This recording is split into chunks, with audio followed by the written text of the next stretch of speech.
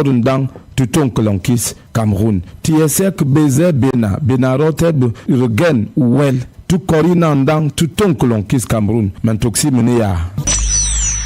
Ensemble, main dans la main pour préserver l'unité de notre cher et beau pays, le Cameroun. C'est un message de Royal FM, la radio des auditeurs. Royal FM, il est 14h. Subscribe to Maso Gold. Maso Gold, conceived for the total fulfillment of all and sundry. The 2PM Newscast with ABEL BELA SAMARI.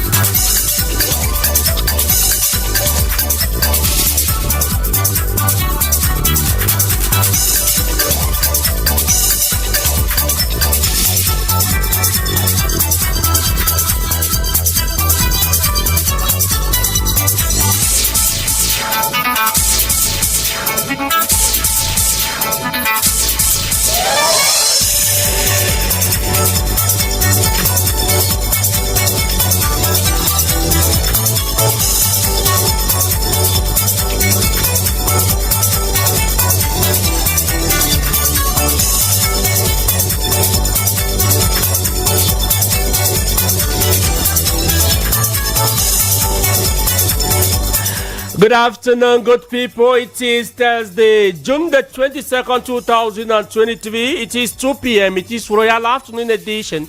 We'll take you to our list stories.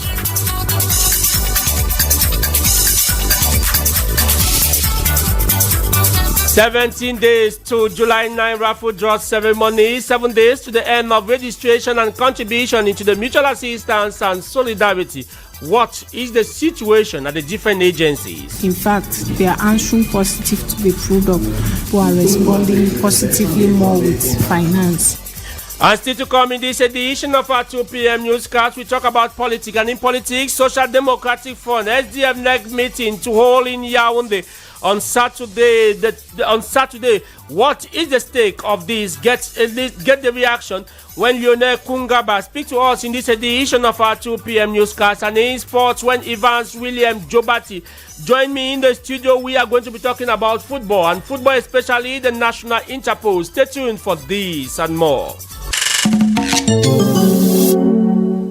Good afternoon once again. My name is ABEL BELA SAMARI. We will open our news this afternoon to talk about the mutual assistance and solidarity, MASO. Maso, the special page in the news. Like I said, we are having 70 days to the July 9 raffle draw ceremony at the Yaoundé Multipurpose Sports Complex. 7 days to the end of registration and contribution into the mutual assistance and solidarity MASO. Mutualists are called upon to rush to any Renapo Finance SA agency. There are 27 of them in Cameroon, 13 in the capital city Yaoundé to wrap up with their contribution and registration into the mutual assistance and solidarity. But what is the situation in the different agency? This worker of Renapo Finance SA explained which offer is high on demand. My name is Wukwen Kamgen Jessica, as it has to do with the mutual assistance and solidarity. Customers are coming, they are really playing. In fact, they are answering positive to the product, who are responding positively more with finance. Because up till now, we had already finished with a packet of tickets of 1 million. So we had to order another one, yet people are still going on playing. Some still still have difficulties to finish with their contributions. We still have to convince them again more for them to finish with their contributions. Concerning our mutual assistance and solidarity, I'm telling all our customers is that they should come and play. Let them come and finish their contribution. Let them be the testimonies of tomorrow out there to tell the people that no, it is really true what RENAPROV is doing about their mutual assistance and solidarity. So what I ask all our customers is that they should come and finish their contribution. And with 7 days to the end of registration and contribution into the mutual assistance and solidarity, we caught up with these mutualists who say the multiple calls from the different directors of the different agencies of RENAPROV Finance SA has pushed him to come and complete his contribution into the mutual assistance and solidarity muscle. Last year, I completed my 26,000 francs CFA. This year, they presented the MASO project to me. I registered. Yesterday, the director of the agency called me that he has seen my documents and I'm still to complete 4,000 francs CFA. That is why I am here. These other mutualists we caught up with talk about what the mutual assistance and solidarity MASO has done for him. The 500,000 francs CFA I won in Act 2 of the Mutual Assistance and Solidarity has helped me to realize my garage project, pay my taxes. Since I won this, I am happy. I am not in the same difficulties like before. And to equally, we interest you to know that this director of one of the agencies of RENAPROV Finance SA talk on the level of preparation, 17 days to the July 9 raffle draw ceremony and 7 days to the end of registration and contribution into the mutual assistance and solidarity muscle. Given that we are towards the end of contribution, meetings are being multiplied. We call mutualists on a regular basis. We are in the field 24 on 24 to accompany them as they struggle to complete their contribution and benefit the advantages of MASO, as well as participate in the raffle draw ceremony. We want to thank all our clients for their endless support, not only to MASO, but to RENAPROV since 1996. And still to talk about the mutual assistance and solidarity, with me in the studio is Eratus Nduye. Good afternoon to you, Eratus. Good afternoon, ABEL BELA SAMARI. Eratus, medical personnel of the Mammoth Hospital Complex have promised all mutualists and participants of the substantial raffle draw ceremony that will take place on July the 9th at the Yaoundé Multipurpose Sports Complex of a good health care services if any unprecedented health hazard should occur that day. You, Eratus Nduye, you took time off. You went to Kwabang to meet some of these officials of the Mammoth Hospital Complex, especially with the technical medical director of that complex on the preventive measures geared towards the hosting of the July 9 raffle draw ceremony. And you came back with this report. Dr. Amelinga Chonghimbe is a technical medical director of the Mami Hospital Complex, and she attests that all has been put in place to assure the security of each and every one that will be present during the ceremony of the MASO Actiri on July 9. We don't expect to have sanitary problems, so we have made a group of 10 nurses and 4 medical doctors who will be there to cover the event. We come with our ambulance and all the necessary for the first emergency and to take care of the main sanitary problem that will occur that day. With over a handful of invitees that will be on the event, coupled with the number of ambience that will be on the menu, she went ahead to serve some advice to those who will be present. Eat something at home before coming, and when you are at the place, avoid bad movements. Just be disciplined. Respect the discipline that personnel will make there. Avoid talking too much, avoid bad movements, and when you are at your seat. Moreover, she called the attention, or if there is any unprecedented eventualities, Dr. Amelie says the victim should simply call on the attention of the medical personnel that will be posted in all the corners of the hall. If you have a problem, if you feel that you have a crisis, just call the nurse or the medical doctor around you, because they will be posted all over the place. And also, if you know that you are sick, before going inside the place, just come to the ambulance and let us check if everything is all right with you before you enter.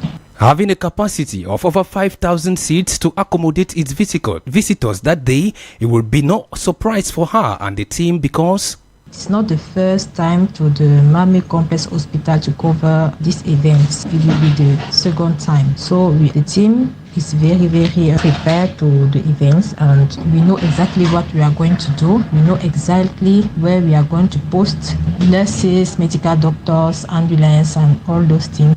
Nevertheless, the Renapro Finance SE, the Mami Hospital Complex, and the entire consortium will be having a working session tomorrow with the Central Director of Exploitation and Production at 3 p.m. at the Multipurpose Sport Complex to start with the necessary arrangement against July 9th. 2023. Indeed, it will be a preparation that will gear toward the July 9 raffle draw ceremony. Ratos Nduye Dibida in that report, and to tell you that in the following excerpt selected for us in an interview granted by Reverend Pastor Bisai Emmanuel Noy to Royal FM, he explained why Cameroonians need to adhere to the vision of the mutual assistance and solidarity Maso.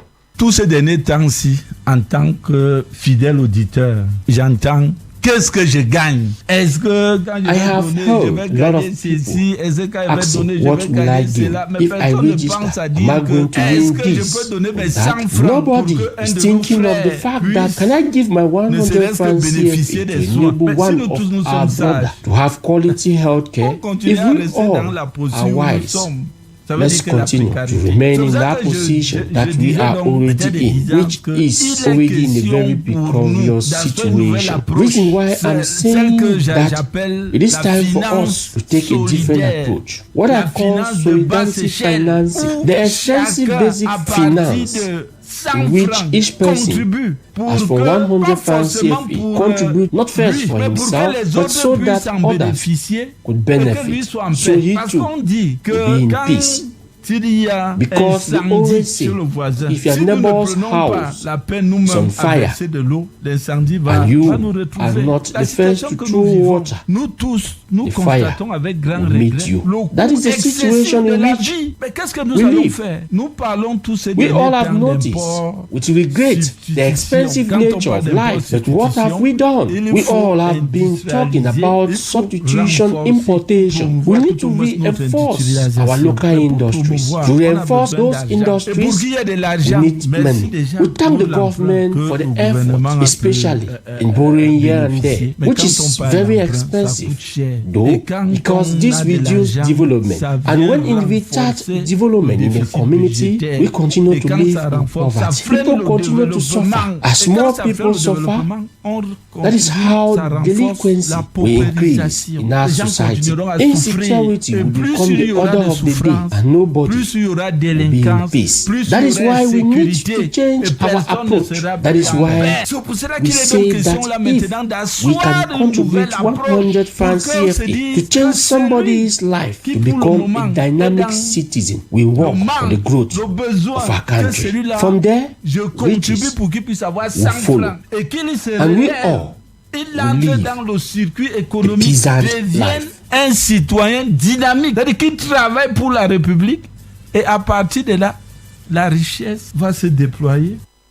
And on today's press release, all presidents of Transporters Trade Union are invited to an important working session which will take place this Friday, June the 23, 2023 at 1 p.m.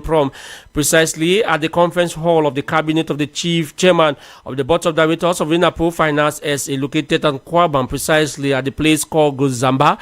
This meeting will essentially focus on the balance sheet, the restitution of the activities of the Mutual Assistance and Solidarity Maso Act 2, which is coming to an end, and the projection of future prospects. This press release is intended. This press release was signed on the 19th of June 2023 by the Director of Cabinet, Amogo Mbezele. Maso, that was the special page in the news. And if you are joining us, you are listening to Royal Afternoon Edition, the 2 p.m. newscast coming to you from Royal 88.4 FM. And in the course of this newscast in politics, we talk about the SDF. And in SDF, we talk about the upcoming NEC meeting. This coming NEC is very important for the life of the Social Democratic Culture, whether this is the first NEC after the dismiss of His Excellency John Fundi, our beloved. So the first thing discuss about how to give him a befitting burial, and also we have to discuss about the upcoming convention. And we'll take you to talk about diplomacy in this newscast to say the head of state, His Excellency President Paul Biya, is attending summit on the new Global Financial Pact in Paris, France, under the chairmanship of French President Emmanuel Macron. The summit, which aims at blanching concrete measures to sign financial agreement with countries aimed at battling against poverty, Russia-Ukraine war, and the galloping of inflation. Our economic reporter, editor-in-chief by interim Jementa, now looks at the stakes of this summit in line with our economical context with an economist in the following report.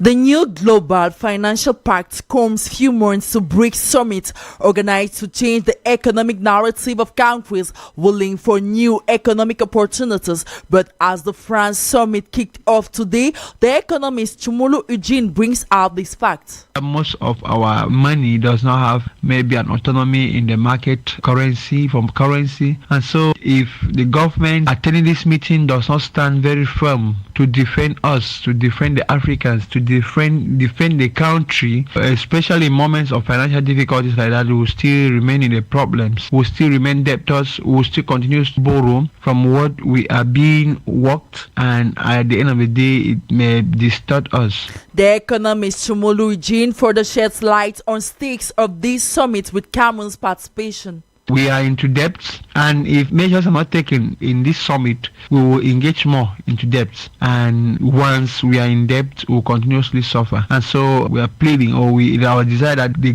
president should take up measures that will be able to sustain, that will be able to help, that will be able to bring us out of where we are and to place us on a better position in the economic sphere. The 2-day summit in France will therefore increase financial solidarity to address key issues such as the reform of multilateral development banks, debt crisis, innovative financing, and climate finance, amongst other key issues. Jementa in that report, and our student journalist on internship Mendomo Erika went down to the street of Yaoundé, contact some Cameroonians to find out from them following the upcoming Paris summit what are their expectations. Take a listen to what they have to say in the following Vox Pop. Based on the theme of the Paris summit, I expect development banks to provide Cameroon with funding to help us adapt to the effects of climate change that are already happening, such as droughts and floods. We also need funding to help us mitigate the effects of climate change, such as by investing in clean energy sources and developing more resilient infrastructure. The Paris summit aims to obtain new agreements to fight the over-indebtedness and allow many African countries to access to financing they need to invest in sustainable development. So we hope for more international funding for developing countries with the aim to protecting the environment and invest in the renewable energies. For the summit which is actually taking place in Paris, I hope for nothing at all. For me, it is just a formality. It won't change anything in our lives. The low people will still stay at the same place and everything will continue as it used to be. We talk politics in this edition of our 2 p.m. newscast to say that the Social Democratic Front, the SDF party, will on Saturday, June the 24th, 2023, host an ordinary national executive meeting here in Yaoundé. The information is contained in the press release signed by the Secretary General of the Social Democratic Front, the SDF party, and the National Executive Committee comes more than a week after the loss of the party's chairman, John Fundi. Jementa on a big week of the SDF party to find out the stakes of the upcoming NEC meeting. Take a listen to what Lionel Kungaba has to say. This coming NEC is very important for the life of the Social Democratic Front, very important in such a way that this the first NEC after the dismissal of His Excellency John Fungi, our beloved chairman, the icon, the Baobab. So the first thing which will be on our agenda will be to discuss about how to give him a befitting burial and to come out with an official program. And also we have to discuss about the upcoming convention. So those are the two major points that we'll be discussing during next meeting. So you people should not focus on all what you're seeing on papers, because what you're seeing on papers does not reflect what is going on internally. Another militant of the SDF party, Ndason Tak, having equally thrown light on what he, as a member of the SDF party, expects from the NEC meeting. It's going to be a very sorrowful one, the very first NEC that is convened after the demise of the national chairman, John Fungi. From the communique of the Secretary General, all NEC members, all statutory NEC members are obliged to be present, and we look forward to discuss issues about the funeral of our very charismatic national chairman, John Fungi, and to continue planning for the national convention that is coming up in July. The chairman is no more, but the party remains. He himself has always said it, one day he will go, but the party should continue. The party will continue.